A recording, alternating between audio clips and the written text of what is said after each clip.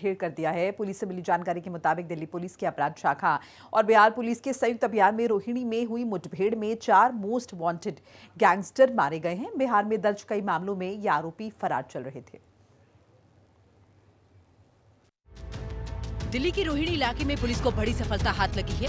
Police ने बिहार के 4 most wanted गैंगस्टरों को मुठभेड़ में ढेर कर दिया है। ये ऑपरेशन दिल्ली पुलिस और बिहार पुलिस का एक संयुक्त अभियान था। दिल्ली पुलिस को बिहार पुलिस से सूचना मिली थी ये अपराधी रोहिणी में बड़ी वारदात को अंजाम देने वाले हैं। रात करीब 2 बजे पुलिस ने रोहिणी में जाल बिछाया। जब पुलिस टीम ने इन बदमाशों को सरेंडर करने का आदेश दिया तो उनकी तरफ से पुलिस पर फायरिंग शुरू कर दी गई। जवाबी कार्रवाई में पुलिस ने चारों गैंगस्टरों को मौके पर ही ढेर कर दिया। ये अपराधी कई गंभीर अपराध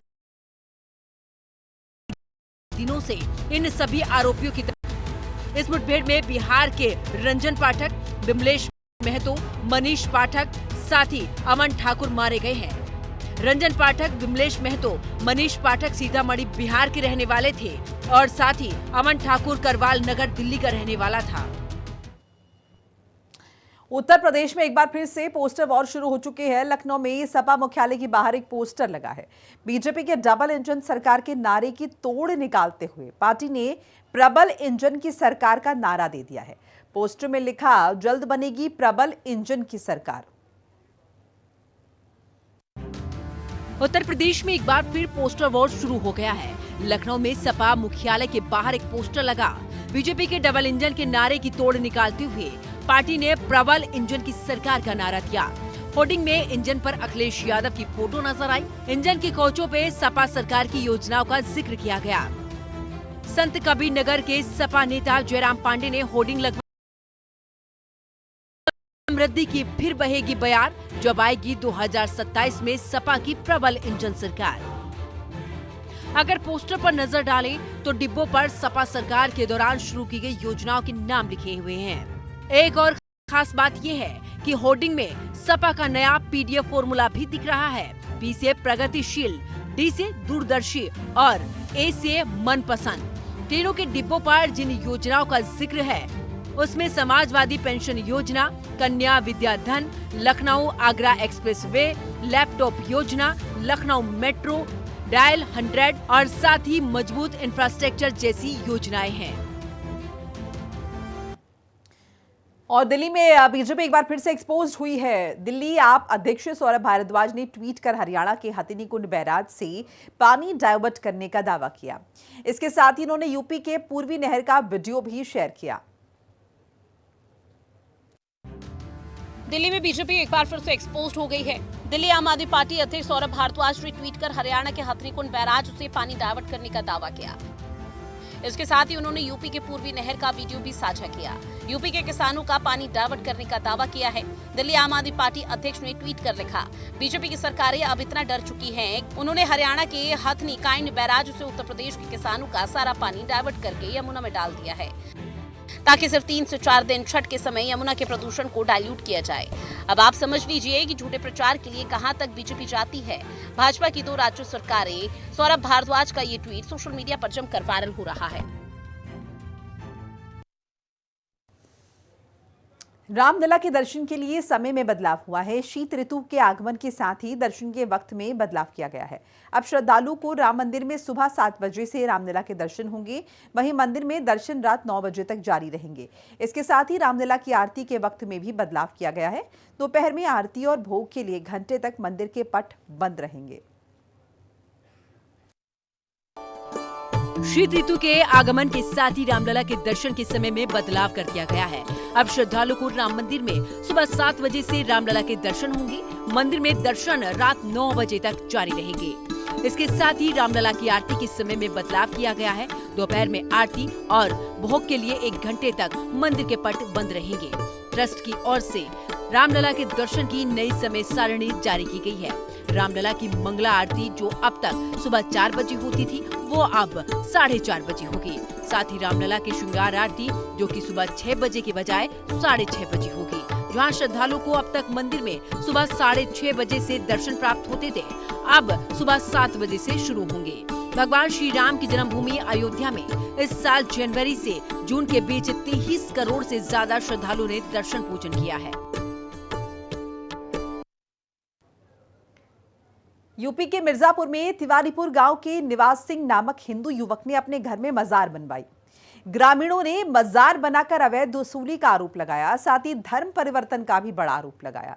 गांव में एक भी मुस्लिम आबादी न होने के बावजूद मजार बनने पर ग्रामीणों ने कड़ा विरोध जताते हुए उसे तोड़ दिया। मौके पर पहुंची पुलिस ने स्थिति को शांत कराया। उत्तर प्रदेश के मिर्जापुर में तिवारीपुर गांव के निवास सिंह नामक हिंदू युवक ने अपने घर में मजार बनाई है। इस खबर के सामने आने के बाद गांव में तनाव फैल गया। ग्रामीणों ने मजार बनाकर अवैध वसूली का आरोप लगाया, साथ ही धर्म परिवर्तन का भी बड़ा आरोप लगाया है। गांव में एक भी मुस्लिम आबादी न होने के बावजूद मजार बनने पर ग्रामीणों ने कड़ा विरोध जताते हुए उसे तोड़ दिया। जैसे ही मामले की पूरी जानकारी पुलिस को मिली तो पुलिस ने ग्रामीणों को शांत कराया। मिली जानकारी के मुताबिक गांव में एक भी मुस्लिम परिवार नहीं रहता। मजार का निर्माण गांव के ही निवास सिंह और उसके चाचा ने कराया। सूचना पर पहुंची पुलिस ने 4 लोगों को हिरासत में लिया। जौनपुर में दबंगों का कहर देखने को मिला है। पहले से घात लगाए बैठे दबंग पड़ोसी ने युवक पर धारदार हथियार से हमला कर दिया। हमले का सीसीटीवी फुटेज जो है वो सामने आया है। घटना का वीडियो सोशल मीडिया पर जमकर वायरल हुआ। जौनपुर में दबंगों का कहर देखने को मिला है। पहले से घात लगाए बैठे दबंग पड़ोसी ने युवक पर धारदार हथियार से हमला कर दिया। इस घटना में पीड़ित गंभीर रूप से घायल हो गया। राहगीरों ने युवक को इलाज के लिए अस्पताल में भर्ती कराया। राहगीरों ने किसी तरह युवक की जान बचाई। जैसे ही इस पूरे मामले की जानकारी मिली तो पुलिस ने पूरे मामले की जांच पड़ताल शुरू की। हमले का सीसीटीवी फुटेज भी सामने आया है। घटना का वीडियो सोशल मीडिया पर जमकर वायरल हो रहा है। मामला खेतासराय थाना क्षेत्र के बाराखुर्द गांव का है। यूपी के मेरठ दोनों पक्षों में 50 राउंड से ज्यादा फायरिंग हुई है। करीब 1 घंटे तक गांव में ताबड़तोड़ गोलियां चली हैं। शराब माफिया धीरेन्द्र फौजी समेत 20 से ज्यादा लोगों को पुलिस ने गिरफ्तार किया है। साथ ही उनके पास से बड़ी संख्या में हथियार और वाहन भी बरामद हुए हैं। उत्तर प्रदेश के मेरठ में चुनावी रंजिश के चलते 2 पक्ष आमने सामने आ गए हैं। दोनों पक्षों में 50 राउंड से ज्यादा फायरिंग हुई है। करीब 1 घंटे तक गांव में ताबड़तोड़ गोलियां चली हैं। गाली गलौज और हवाई फायरिंग से गांव में अफरा तफरी का माहौल है। ग्रामीण जान बचाने के लिए घरों में घुस गए। जानकारी मिलने के बाद कई थानों की पुलिस मौके पर पहुंची। पुलिस ने एक्शन लेते हुए शराब माफिया धीरेन्द्र फौजी समेत 20 से अधिक लोगों को गिरफ्तार किया। साथ ही उनके पास से बड़ी संख्या में हथियार और वाहन बरामद किए गए। पुलिस ने गुंडागर्दी करने वालों पर केस दर्ज किया है। जानकारी के मुताबिक सतपाल उर्फ छोटे और धीरेन्द्र पक्ष के बीच ये झगड़ा नया नहीं है। साल 2022 के पंचायत चुनाव में ग्राम प्रधान कविता ने प्रधान पद पर जीत हासिल की थी, जबकि धीरेन्द्र उनके प्रतिद्वंद्वी थे। तब से ही दोनों पक्षों में राजनीतिक रंजिश बनी हुई है, जो अब आगामी पंचायत चुनाव की सरगर्मी के बीच अब एक बार फिर से उभर रही है। उत्तराखंड के पवित्र केदारनाथ धाम में भावनाओं का अनोखा संगम देखने को मिला। भाई दूज के शुभ अवसर पर भगवान केदारनाथ के कपाट शीतकाल के लिए बंद कर दिए गए। हर हर महादेव के जयघोष से पूरी घाटी गूंज उठी। इस आध्यात्मिक क्षण के साक्षी बने मुख्यमंत्री पुष्कर सिंह धामी, साथ ही भक्तों के साथ बाबा केदार के दर्शन किए। हर हर महादेव के जयकारों के साथ में केदारनाथ धाम के कपाट शीतकाल के लिए बंद हो गए हैं। भाई दूज के पावन पर्व के अवसर पर वैदिक मंत्रोच्चार, साथ ही धार्मिक परंपराओं के साथ में बाबा केदार के मंदिर के कपाट शीतकाल के लिए बंद कर दिए गए। मंदिर को भव्य रूप से फूलों से सजाया गया और श्रद्धालुओं के लिए भंडारे भी आयोजित किए गए थे। इस आध्यात्मिक क्षण के मुख्यमंत्री पुष्कर सिंह धामी भी साक्षी बने। साथ ही जनपद का प्रशासनिक अमला और भारी संख्या में श्रद्धालुओं की भीड़ उमड़ी। हजारों श्रद्धालुओं ने बाबा के दर्शन किए। इस दौरान पूरी केदार घाटी हर हर महादेव जय बाबा केदार के जय घोष से गूंज उठी।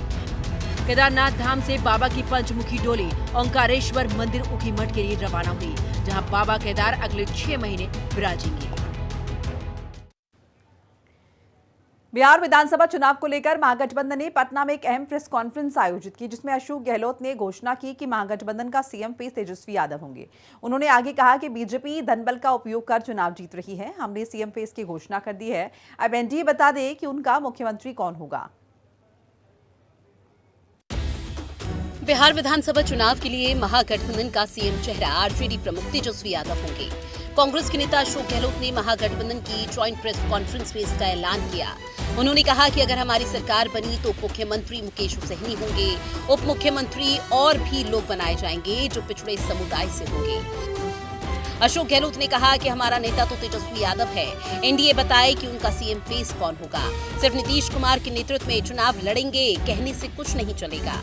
ऐलान के बाद तेजस्वी यादव ने कहा कि मुझ पर फिर से भरोसा जताया है।